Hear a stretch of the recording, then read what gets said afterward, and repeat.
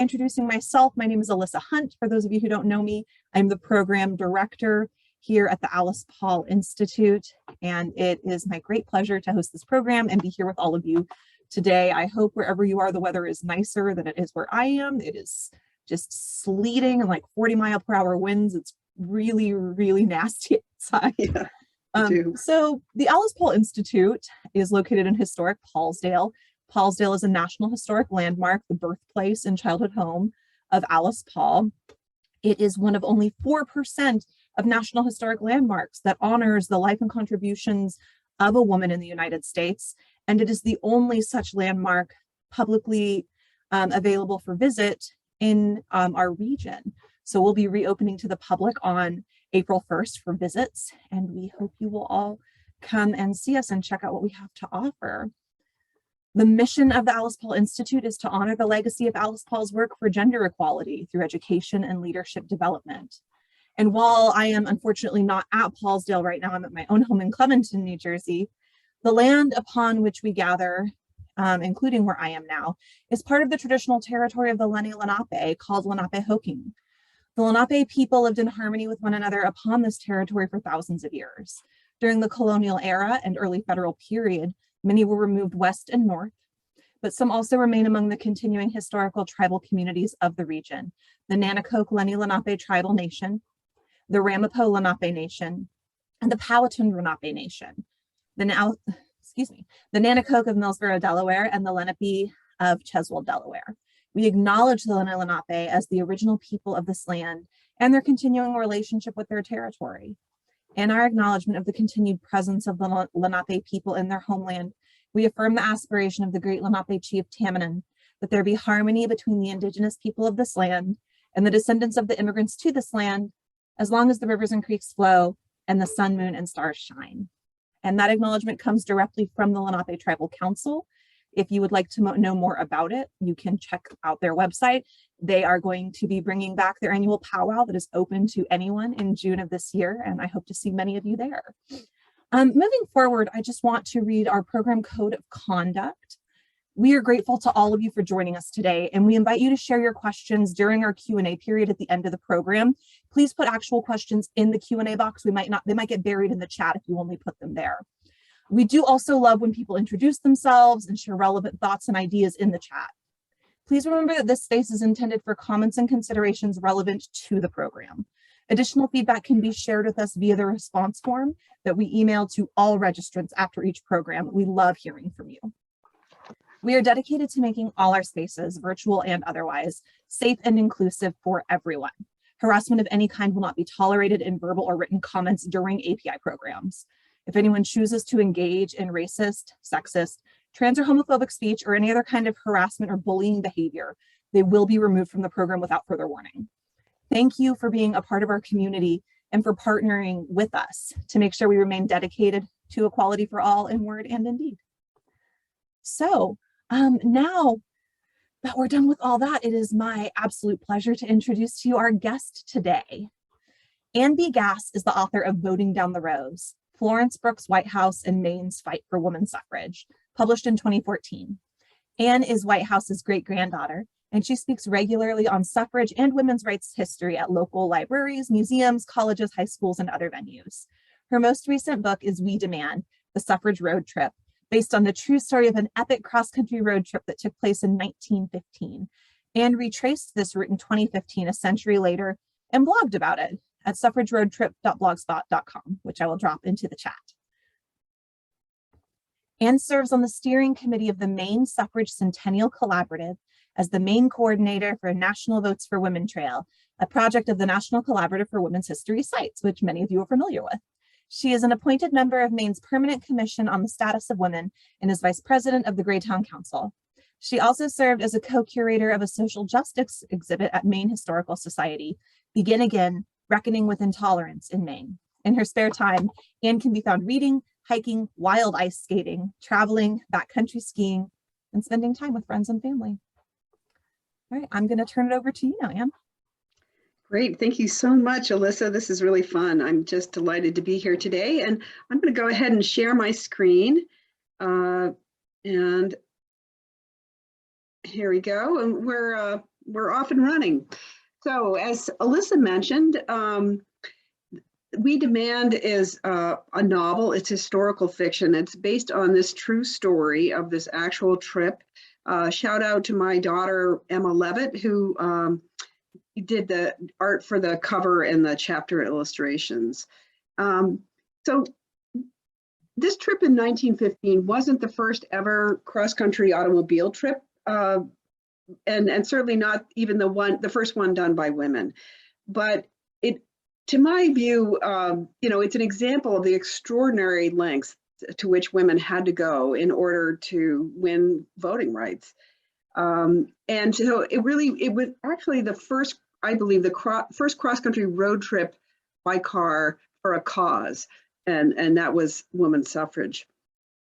So it was launched by the Congressional Union for Women's Suffrage in late September of 1915. And these 4 women leave San Francisco, the Panama Pacific International Exposition there, bound for Washington, D.C. And their mission is to deliver to Congress and to the president this monster petition. This is how it's always referred to in news reports, with 500,000, 500,000 signatures on it, demanding an amendment to the U.S. Constitution enfranchising women. And they have to arrive on December 6th, which is the opening day of Congress, because there are big events planned. And the reason, of course, why the signatures are such a big deal is that there are no polls in 1915. There's no other way for women to really express their interest in this or their commitment to this cause other than showing up at a big rally or something like that. So that's one of the reasons why the 500,000 signatures are a big deal. Now, and many of you may know this history, so I'm sorry if I'm repeating myself, but or going over what you already know. But in 1915, it was 67 years since the 1848 Seneca Falls Convention and 126 years from the Constitution's adoption. That's a really long time. And the thing is, they didn't know, even in 1915, how much longer it was going to take. Was it going to be 1 year or 5 or 10 or 20? They didn't know. And so women had come to suffrage from many other causes, maybe like labor or social work, peace, temperance. They wanted to get back to it. They're getting kind of tired of it. They come up with this plan. The Congressional Union does. It's this upstart suffrage organization that says we're going to go after an amendment to the U.S. Constitution enfranchising women, because prior to that, suffrage had been won state by state, and this is a graphic from the time that shows states that had enfranchised women through some kind of state action. And you can see they're all in the West. They're all west of the Mississippi. The black states are those that have not yet enfranchised women in any way, and the shaded states are those that have, maybe they gave women the right to vote in school board elections or municipal elections, or sometimes just presidential elections. It was, it's kind of weird the way that turned out in a state by state basis. But it's been all this time, and there've been over 500 state campaigns, and this is all that they have, like a dozen states. And so it seems like a good time to just start thinking about, all right, let's end this fight, because we got a lot of others to fight as well. And so, of course, Alice Paul is the leader of the Congressional Union for Women's Suffrage, and she brings a whole new set of tools in her toolbox and strategies to this fight. And one of them is to punish the political party in power for failing to move the federal suffrage amendment through Congress, because it's been bottled up in Congress for decades. I mean, Susan B. Anthony had originally worked to get it introduced a federal amendment introduced into Congress. So it's been around for a long time, but there's just been very little movement. Often it never makes it out of committee. And so in 1915, the Democrats have the presidency. Woodrow Wilson is president, and they also have control of both houses of Congress. So they're going to go after the Democrats. So this trip is really a warning to the Democrats. Like, you need to start moving on this, or we're going to come after you in the 1916 elections, because they they've estimated, the Congressional Union has, that there are 4 million women voters in the West. And if they can get them to vote as a bloc, they can determine the outcome of the presidential election, at least in 1916. Could they do it? Nobody knew. It had never been done before. So that's what this trip is they're going to come across the country. They're going to unite women behind the federal amendment as a strategy, which, is not the case at that time. And they're going to get the women of the West excited about helping their benighted Eastern sisters who are in the black pit of despair here because they don't have voting rights. And they're going to mobilize the Eastern women to go after the federal amendment. A couple things. This is a famous graphic, and you may have seen this before, but when I look at it, a number of things jump out at me. And one is this is the modern woman voter of the West coming to the aid of her Eastern sister. So what do you notice about her? She's young, she's beautiful, she looks like a freaking goddess, honestly. She looks smart, doesn't she? She's white, and none of those things are an accident. They're really, the Congressional Union, as well as the National American Women's Suffrage Association, the sort of legacy suffrage group, are really trying to do some strategizing around presenting the modern woman voter as young and native born and well educated and just the kind of person you would want to be a voter.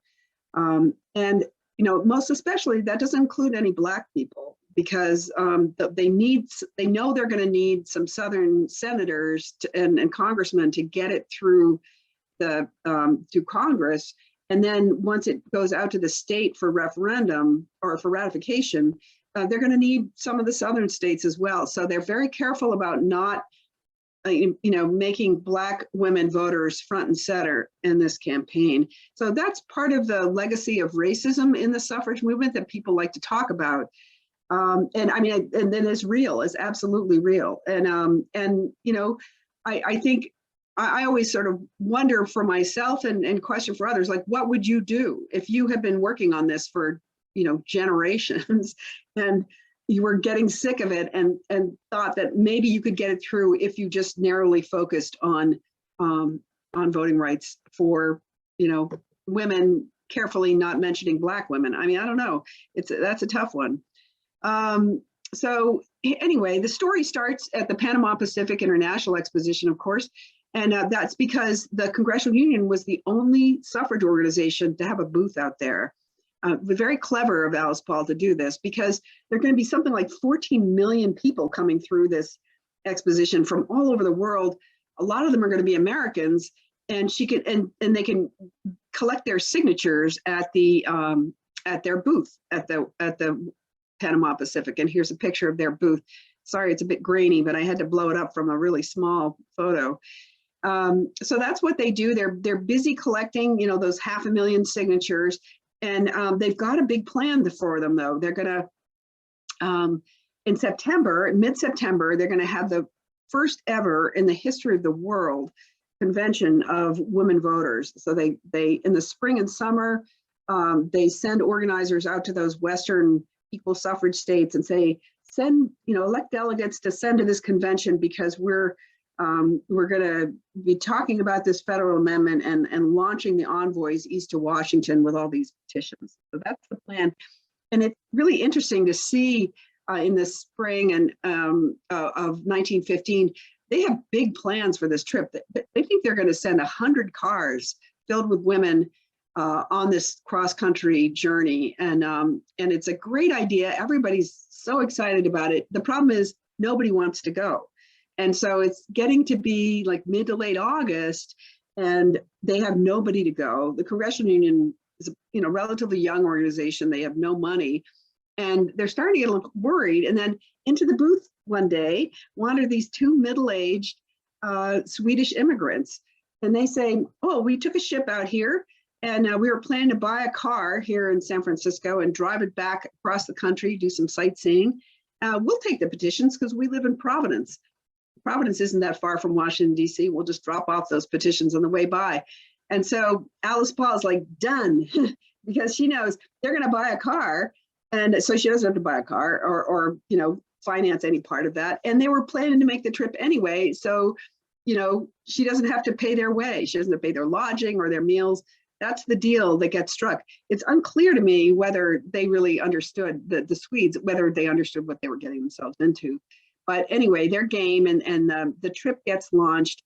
And I'm going to just introduce them a little bit more because the book is really focused on Ingeborg and Maria, the two Swedish immigrants, because they've gotten almost no love in all of the historical accounts. Ingeborg Kindstedt was the mechanician, they called her, the mechanic for the trip. She was 50 years old then, and she was a radical. She was a member of the Industrial Workers of the World, and she was an aspiring suffrage leader. She had created a suffrage organization in Providence before she left, and Maria was her vice president. Not clear they had very many other members, but she was just getting started, and I think that she really saw this trip as an opportunity to, kind of develop some suffrage creds, if you will, and be more of a sought after leader in the movement. But she was famously, at least according to some of the other people involved with the trip, kind of bad-tempered, and almost some people thought she was even mentally kind of unstable.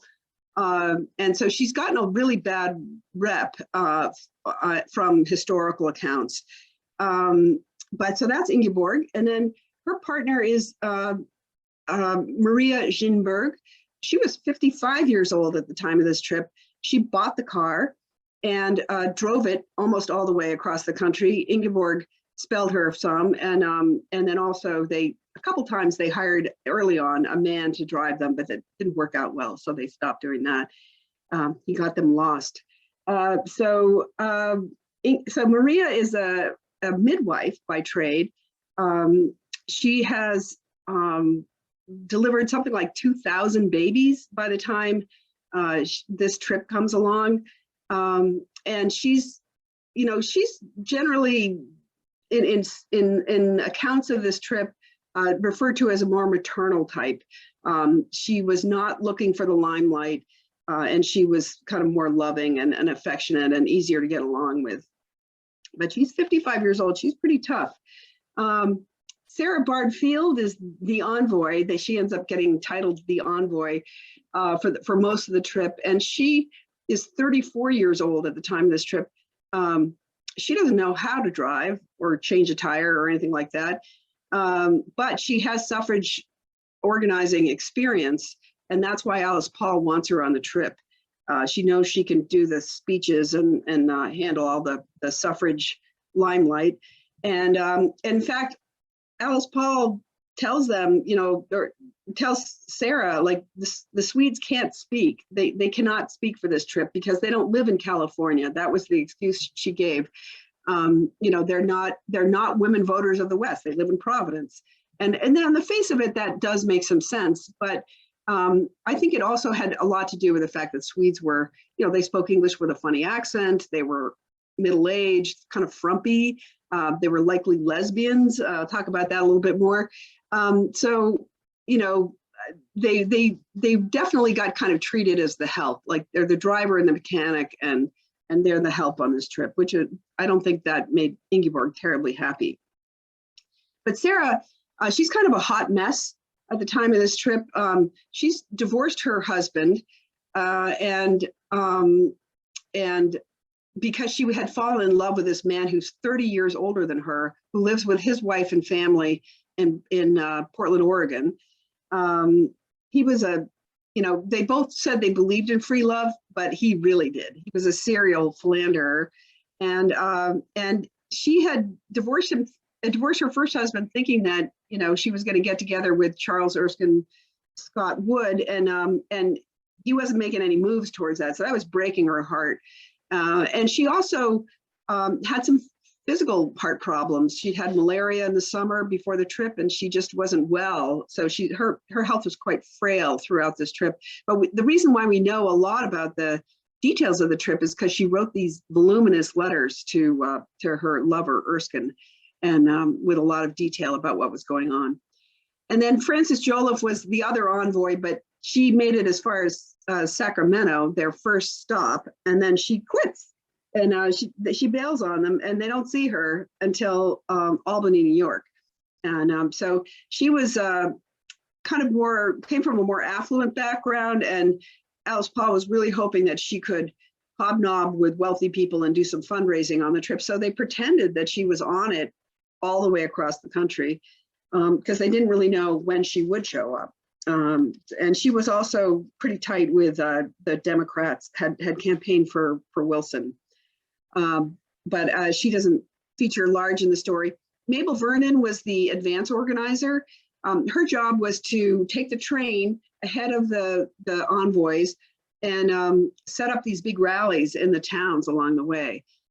So she does that, and she was amazing. She's from Delaware. She was a couple years older than Alice Paul, but they'd been at Swarthmore together. That's how they met. And she was just like Alice Paul, just relentless and kind of a bit of a slave driver, but just did a terrific job on keeping this all together. And then the car is kind of a character in the book as well. This is an Overland 6, was built by the Willis Overland Company in Toledo, Ohio. And the company, I think, was really trying to grab some market share because there were dozens of car companies in those days. And so they advertised heavily in newspapers, including Swedish language newspapers. I found an ad for them. And so they, I think that may have been, they also dropped the price pretty substantially. So I think that may have been why Maria decides that this is the car she's going to buy. And you can see that, there's room on the running board to strap some of their luggage on, but, and there's a back seat where Sarah sits, and they can bring some of the petitions along, but there's no top. And remember, they're leaving San Francisco in sort of late September, and they're going to go across the Sierra Nevada, across the high plains, and they're going to end up in the Northeast in October and November, or late October, November, and into December. They're coming down the East Coast. So this is their route. Oops, sorry. They were following the Lincoln Highway most of the way. Now, the Lincoln Highway was kind of, an aspirational thing in 1915. It didn't really, there was really no cross-country highway system at that time. A lot of the roads, especially in the West, were dirt. You might have to go down through a riverbed in order to cross the river. There weren't bridges and things like that. There certainly weren't facilities like, there wasn't a lot of lodging or gas stations or things like that. But you can see the red line, the bright red line, is where they deviate from the Lincoln Highway. But they're going to be ending up in New York and in the Northeast in November and December. It's going to be cold. Their car has no. It does have a top, but it's a kind of a roll-up top, and it traps the fumes when they run with it. So they run with it down as much as they possibly can. So that's kind of what the trip looks like and who's on it. And they take off from the Panama Pacific. They get across the sort of desert of the Great Basin, they call it now, of Eastern Nevada, which is harrowing, and this trackless desert. And they make it to Salt Lake City, which is one of their next, one of their big stops. And this photo is from the original trip. You'll see Ingeborg and Maria here in the front. And everybody's wearing the purple, white, and gold sashes of the Congressional Union. Those are their colors. And they would have, well-known and well-connected women, especially if they had been involved in prior suffrage, battles at these rallies. And that was certainly the case with Utah. Utah had enfranchised women, in the late 19th century. In fact, they'd had to do it twice. So they were there, and then they also had the mayor of Salt Lake City and the governor of Utah was there, as well as a number of Congress members. And so here, of course, Utah is already an equal suffrage state, but they're trying to rally the women behind going after a federal amendment. So that's kind of what these big rallies were for. And I retraced their route, as Alyssa said, in 2015. And I'm here to tell you, those women were tough. I mean, I also had a new car that I picked up in San Francisco, and it had air conditioning and heat. and good shocks, and the roads were good. But I was meeting with women's rights activists and leagues of women voters and groups like that to try to understand what difference having had voting rights, what difference had it made to women in the preceding century. My schedule was also very packed because I was trying to do research at libraries and museums and historical societies. So I got a bit of a sense of what the rhythm of their days was. It was hard work. I tried to mimic their schedule, so if they stayed 2 nights someplace, I stayed 2 nights. If they were only there for 1 night, I moved on. And it was demanding, and even with all the comforts that I had. And here they're in Colorado Springs. The fourth woman in the car is Bertha Fowler, who was the president of the Colorado branch of the Congressional Union. But I just love the expressions on the travelers' faces. I mean, they look done. They are spent. I mean, they have been on the road, on the go since Salt Lake City has been close to 2 weeks, and they've had some really harrowing experiences. They look like they're about to kill each other, don't they? I mean, and haven't you been on long trips with people, even when you love them, there are times you just want to kill them. And that's what they look in this photo, I always think. They get into Kansas, they get stuck in the mud. This is not their car, but I think it's kind of from a similar time period. I found this photo in a museum in Kansas. And they get stuck in the mud in Kansas at night. It's like 10 o'clock at night. It looks a lot like this photo. There's no houses around. Sarah ends up having to walk back like a couple miles maybe to a ranch where she can rouse the rancher and get him to hitch up his mules and come back and tow them out. And it's just absolutely miserable. It's cold. They're in October now. It's cold rain, and it's just really tough going. I'll read from a bit of the book. It says, Maria clung to, this is on their way to getting stuck. Maria clung to the steering wheel, grim-faced, as Amelia churned along. I have them name the car Amelia Ratu because she was a Swedish suffragist, and I thought they might well have done that. They rode silently, listening to the sound of the engine laboring, all of them fluent now in the language of pistons and sparks, and alert to any sign of distress. No one else was traveling this late at night, and aside from the occasional farmhouse, they were totally alone. Without warning, Amelia's nose dropped, and there was a sickening slide into deep muck. Her engine wailed as Maria tried first to jam forward through the mud hole, then to reverse backward over the lip they'd just come down. No luck. After a death rattle, Amelia quit for good. Water began seeping through the floorboards as Maria ground on the starter, but the engine wouldn't catch. To learn how they extricate themselves from that mess and whether they get to DC on time, you'll have to read the book. But I wanted to turn, now that you have a better sense of what their trip was like, to talking about my approach to writing it. So I first learned about this book in the course of this trip, in the course of writing my first book, which was about my great-grandmother. In all the histories I found, there was just like a paragraph, maybe a page or two, but nothing more than that about the trip. So I always thought, if I ever finished the first book, I'd like to retrace their journey and learn more about what happened, because it must have been one hell of a trip. And as I said, I mean, almost everything we know about the trip is from Sarah's point of view, and she didn't particularly like Ingeborg. As well as to some extent Mabel and Alice Paul, but they were relying a lot on Sarah's accounts as well, and not so much on their firsthand knowledge of what was going on. And I've been fascinated because Sarah has always gotten the love when it comes to this trip, but when I talk to people who've read the book, they don't particularly like Sarah, they tell me, but they love Ingeborg and Maria. So clearly it matters who tells the story, who gets to paint the picture, right? So that's kind of cool. I'm just going to be talking as I page through some of these other photos. So the Nigerian author Chimamanda Ngozi Adichie warns of the danger of the single story. And she says the single story creates stereotypes. And the problem with stereotypes is not that they are untrue, but that they are incomplete. They make one story become the only story.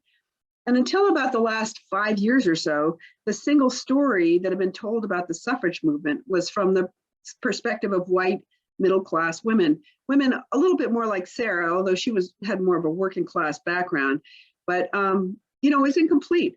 Thanks to pushback and research from people of color and their allies, we're starting to have a much richer and more complex understanding of the US suffrage movement. So as I did my trip in 2015, the question kept coming up for me, like, whose history was this? It was clearly not Black history. It wasn't particularly labor and working class history, although they did have some involvement with the movement. Not Indigenous people, because they weren't even considered citizens of the United States until 1924. And not so much labor and working class women as well. So that's part of what pushed me to tell another version of the suffrage story. But ultimately, I wrote a novel because it was the only way I could think of to get away from that single story and tell it from the perspective of Ingeborg and Maria, who'd been othered and silenced by historical accounts. Writing it as a novel still allowed me to pay tribute to the grit and determination of the women who made the trip and the Congressional Union that launched it. So I kind of wove together fact and fiction using the history of the actual trip as my training wheels, because I'd never written a novel before. I even went to Sweden, by the way, to see if I could learn more about Ingeborg and Maria, but I wasn't able to learn much about them. So I created their characters around the little that I was able to find out, and here are a few examples of how I did this. So we know from the census that Ingeborg and Maria lived together from at least 1895. So I made them romantic partners. There's no, clearly they weren't talking about that, you know, in 1915, but those sort of Boston marriages were pretty common in the early 20th century, usually where two more affluent unmarried women lived together. So it could have just been that, but there was definitely a queer element in the suffrage movement. But it was a secret they shared with very few people. So Sarah and Mabel described Ingeborg as irritable. I chose to reframe Ingeborg's irritability as justified, because as I mentioned, even during the trip, she and Maria would be erased from the story. Sometimes newspaper accounts or coverage of their, you know, upcoming arrival in a city would mention just Sarah and Frances Joliffe, even though she wasn't even on the trip and hadn't been for weeks, and not even mention Ingeborg and Maria. And so they were just kind of erased. And that might have made me pretty cranky. I don't know about you. And, you know, that's one of the things that I think about. I also think, well, you know, Ingeborg was 50 years old. Maybe she was in menopause. That might have made you kind of cranky too, right? You're not sleeping well. You know, you have a sweat flush at inopportune times. I mean, maybe there was something like that going on. But just to return to the, you know, the notion of Ingeborg being angry about her being erased, I thought it might be interesting to go look at Swedish language newspapers to see what was in there about the trip. And sure enough, I don't know who sent in these, you know, these news releases, but they don't mention, the ones I was able to find, except for one in San Francisco, they pretty much don't mention Sarah Bardfield or Frances Joliffe. They only mention Ingeborg and Maria. And so here's an excerpt from one of those articles, which I just thought was hilarious. And I don't know that it was Ingeborg who did that, but in the book, I make her the author of those. So there's also no record of Ingeborg and Maria having any side meetings with people along the way, but it was important to me that they do that. And I'll talk a little bit more about that in a bit. But one of the people I have Ingeborg meet with is Joe Hill, who was a famous, also a member of the Industrial Workers of the World, so a radical labor activist, just like Ingeborg, and a songwriter, who was in fact imprisoned in Salt Lake City when they came through there in 1915. And so I have Ingeborg go and meet with him because she would absolutely have known about him. His plight was all over the newspapers and had been for months and even I think years at that point. He was just weeks away from being executed by the state for a murder he almost certainly didn't commit. So that's, you know, that's sort of a historical figure I have her meet with. I also have her meet with Ida B. Wells Barnett. Both Maria and Ingeborg go to visit Ida. She's this amazing Black suffragist, but also an anti-lynching activist. She had to leave the South because her life was threatened. And she's so courageous. And Ingeborg's really trying to understand the racism of the suffrage movement. And that's one of the reasons why she wants to go meet with Ida. And they have a very frank conversation. Ida's very angry with the the mainstream, the white suffragists, for their lack of support for what Blacks are experiencing. I also in Chicago have them meet Clarence Darrow, just because it's, partly because he was an important figure at the time, but also because weirdly he was the lover of Sarah Bard Field's older sister Mary for many years. And so Sarah knew him. And so I think she might very well have wanted to meet him. And certainly Ingeborg would have wanted to, I think, because he often represented, African Americans and labor activists when they were hauled before the court.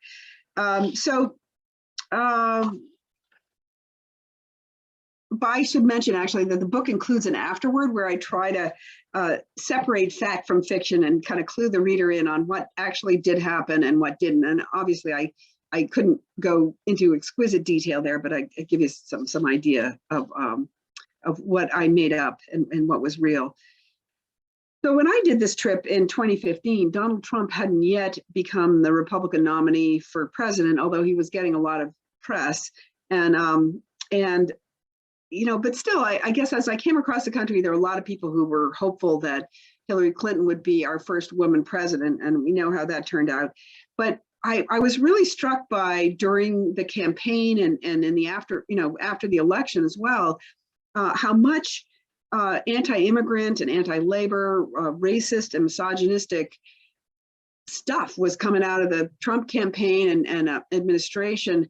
And because I had initially planned to write this book as a nonfiction, and I was doing a lot of background research, and I was starting to feel like, wow, I mean, this sounds exactly like what was happening in 1915, and I was really struck by that, and that's part of why I wanted Ingeborg and Maria to meet with these historical figures to try to flesh out some of what was going on.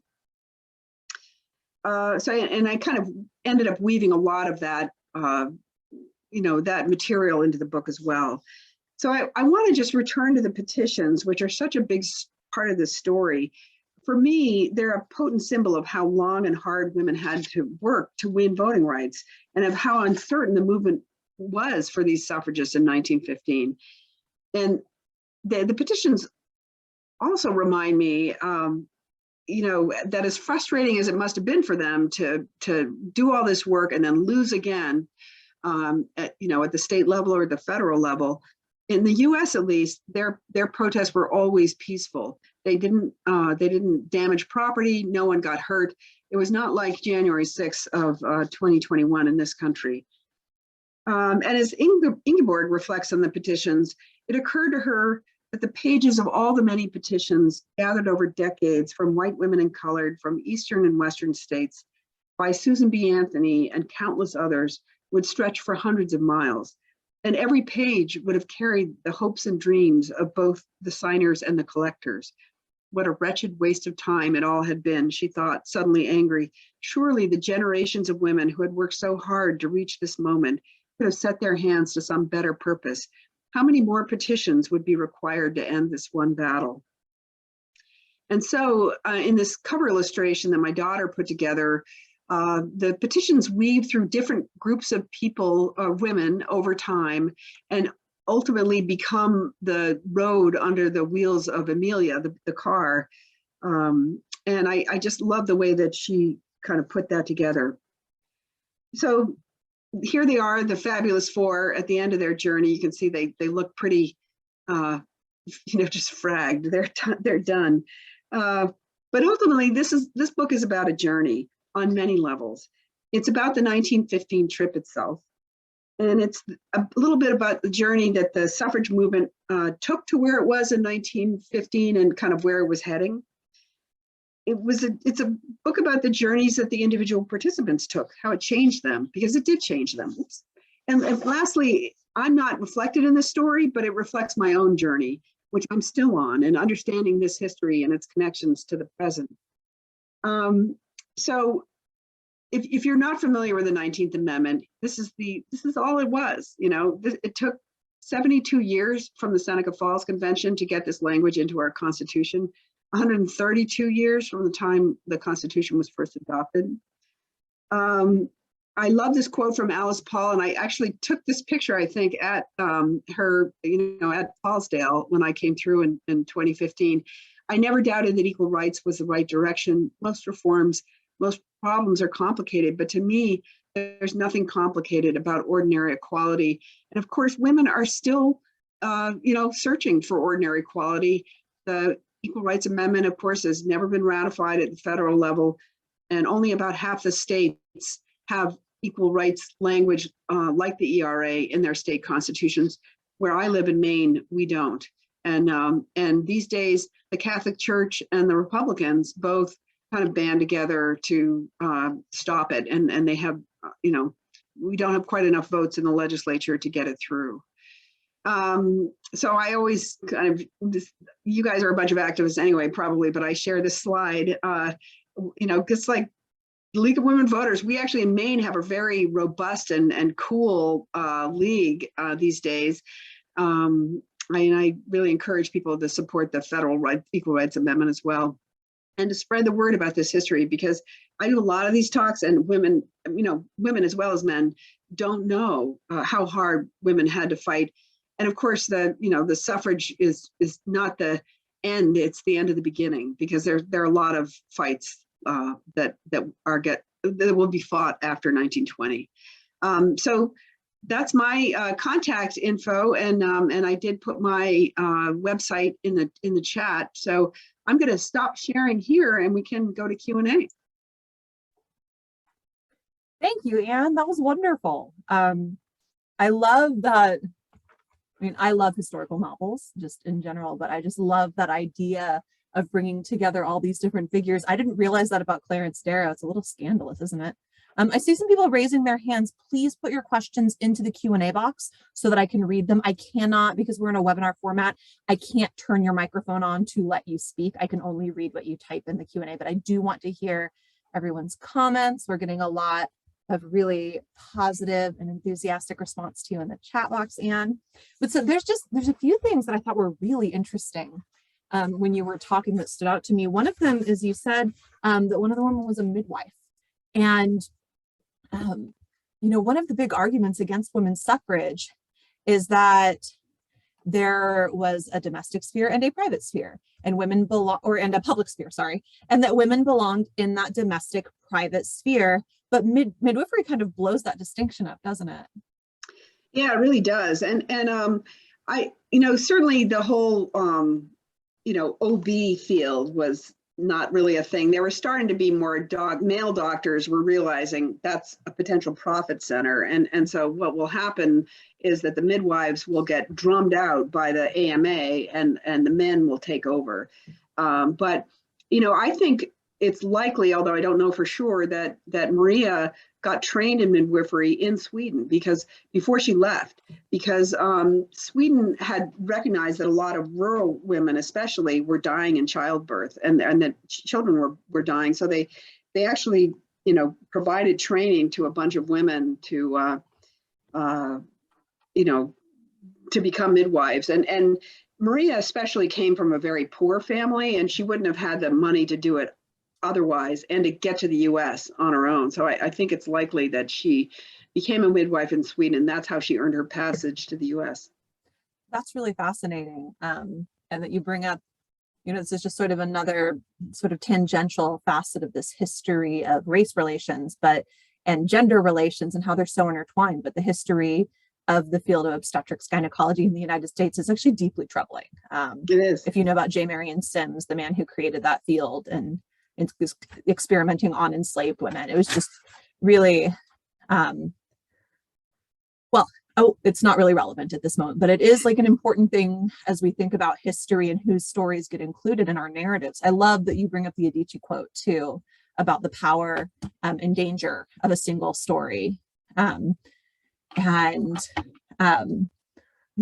loved also that you pointed out, you know, I have a background as an English teacher, and talking about those cartoons they used in the advertisements and the visual rhetoric that was so powerful at the time. Yeah. And it's interesting because, you know, I have a 17-year-old who lives with me, my goddaughter, and she's always talking about memes and things she sees on the internet.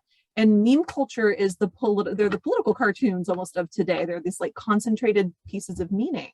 Yes. Yeah, and they were brilliant. I think Alice Paul, I mean, NASA as well, but I mean, you know, I just think they were brilliant at the way they used that, you know, that imagery in all kinds of ways to reach out to congressmen and to try to engage more women in the fight. If you're interested in the way that the suffragists utilized pop culture forms like political cartoons or broadsheet music, we've got so many presentations. If you check out our YouTube channel, where this video webinar will also be posted in the next week or two, and you can go back and look. We have so many things with the librarian from the Library of Congress and some women from the League of Women Voters in North Jersey who wrote a book about music and marketing in the suffrage movement. But I did, you know, it's kind of hard to avoid this topic at this point, which I think is good. But you talk about the way identity politics get roped into these conversations and how they did at the time. And I think that our narratives of popular history try to gloss over that a little bit and create, like, you know, movements were noble or they were bad. But they're really so much more nuanced than that. Yeah. And it's so much more interesting to understand them on that basis. I mean, that's, and like I said, I mean, I was in my 40s when I first started learning about my suffragist great grandmother here in Maine. The family had forgotten her. She had been written out of suffrage history in Maine, I think, because the women who wrote the history thought that she was too radical and just a pain in the ass and not helpful. Fortunately, there was abundant public record that proved that wasn't true, and that's how I ended up writing my first book. But you know, that when I talk about my journey to understanding this, I'm absolutely honest about that. I'm still learning a lot, and I so appreciate the suffrage history for getting me on this path and to give me the opportunity to learn about these amazing women because who were not perfect, right? I mean, I'm not perfect, but they're just, you know, they just didn't quit, and some of them, you know, and I just am full of admiration for everything they accomplished, especially at a time when, you know, life was a lot harder. I mean, there weren't, you know, washing machines and dryers, and you know, as you know, refrigerators. Your refrigerator had a big ice block in it. I mean, that's how you kept things cool. I mean, it was things, you know, they wore those big dresses they had to make and iron and all that kind of stuff. So it was not easy. Looks like there are a few questions in the Q&A. I think I don't see, oh, here we are. Okay. So yeah, Joan's asking if you had thought about the prison special as a topic for another book, because the Suffrage Road Trip sounds like a great prelude to the prison special. I hadn't thought about that, Joanne, but that's a lovely idea. I think it's a very interesting idea. I think that could be a lot of fun. And yeah, I think that's a book that I would read. Let's see. Any speculations about how Maria had the money for the car? Yeah, I mean, she earned it. She had to. She came from a pretty high poverty background. I mean, she was the youngest of 4 kids, and each kid had a different father. I mean, her mother, you know, I think was likely a prostitute, so she grew up in poverty, and she would have had to earn the money. But in the book, I mean, I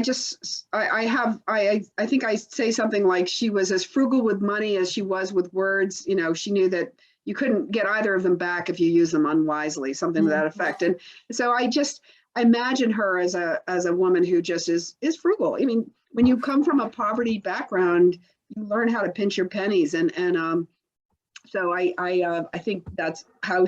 And she worked hard. I mean, she while she was getting her midwifery practice up and running, she worked in something called the Swedish. It's like this Swedish young women's home or something like that. So that's where young immigrant Swedes young women would come and live until they got married or found some other place to live. And she ran that for a number of years. And I think that's where Ingeborg met her, because Ingeborg, they didn't know each other in Sweden. They came separately. And so, I mean, she was an entrepreneur. She made her money. Do you know much about the Swedish suffrage movement? I don't know a ton about it. But Sweden was a pretty tough place to live in the 19th century, the last half of the 19th century, and millions of Swedes emigrated because there really was no future for many people, men and women. And, women could basically be a farmer's wife, or they could work in domestic service. There wasn't even much in the way of factory work at that time. Or work on farms, and so that's part of Maria's history, especially in the book. I sort of make that up, but that was very real. And there were some suffragists, but I think it was just such a tough place to live. A lot of women who would have done that work just emigrated. Mm-hmm.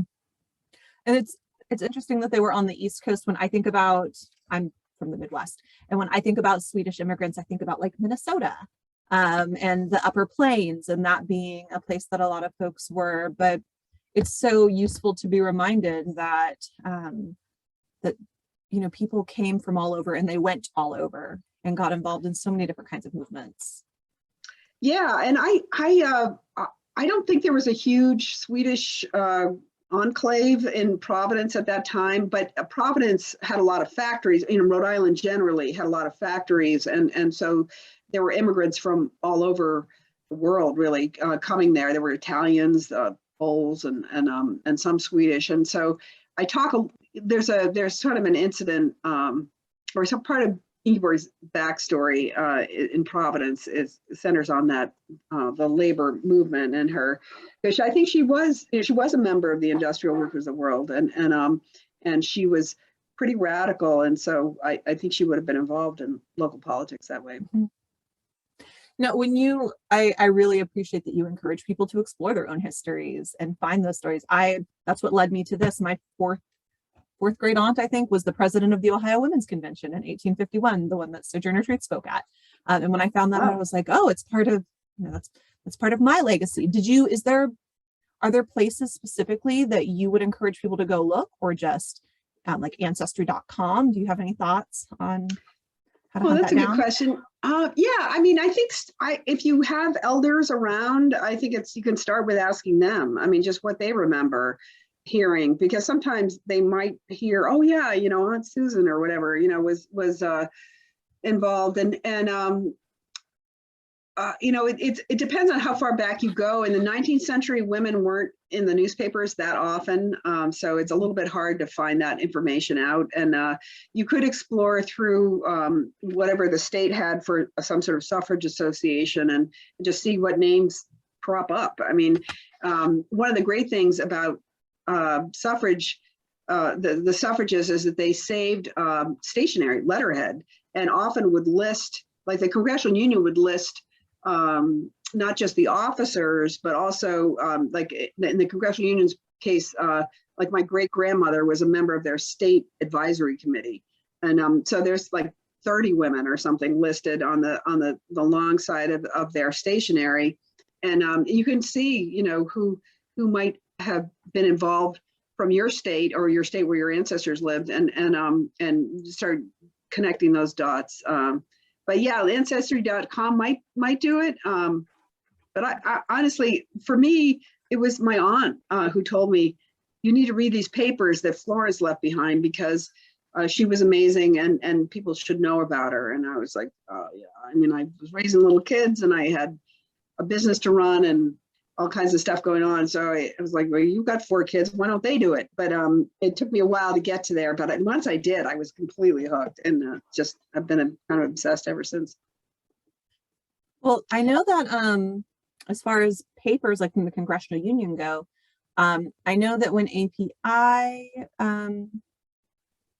incorporated as a nonprofit, we donated all of the papers that we got to the Schlesinger Library. So that's in formerly Radcliffe, now Cambridge.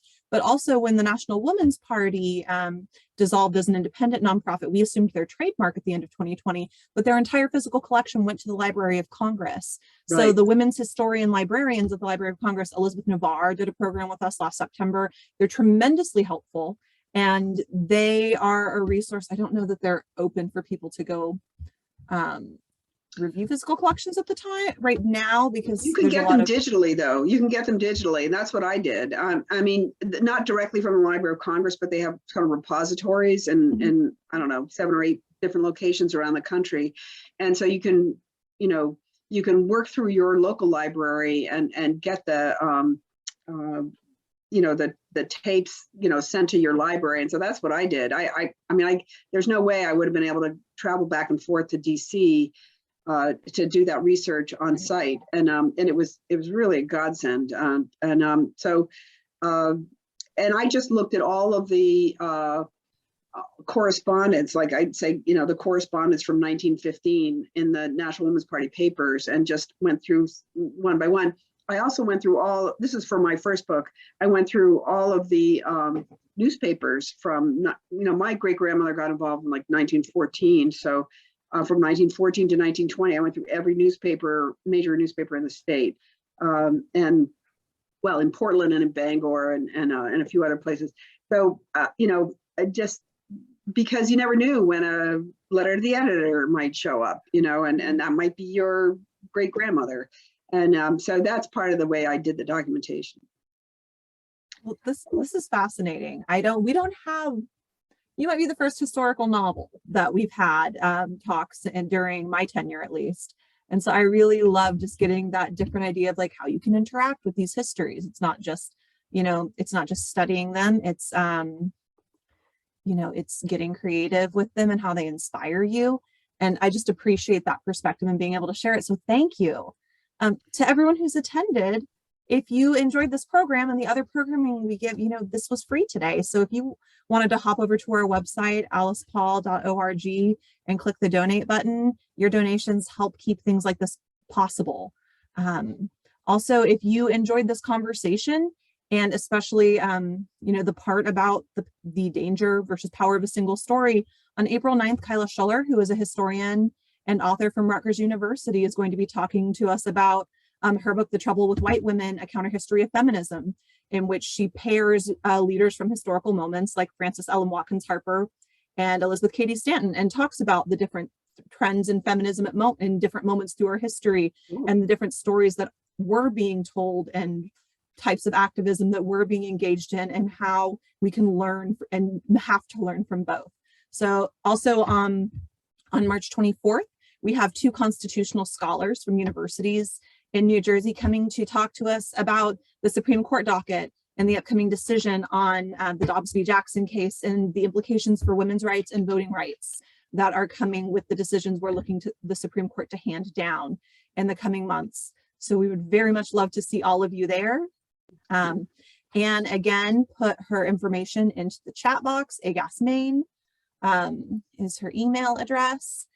This program will be available on our YouTube channel, so look for it. We will send a follow-up email that has a survey about this program, so you can tell us what you thought. agasmain@gmail.com. I left that important part out. But please fill out that survey. Let us know what you thought of today and what you'd like to see us bring you in the future. And stay warm at this very last blustery days of winter, and have a great weekend. Thanks so much. Thanks for everybody for coming. And I love to talk about this stuff, so I'm happy to come talk for you. Look me up. All right, take care. Bye.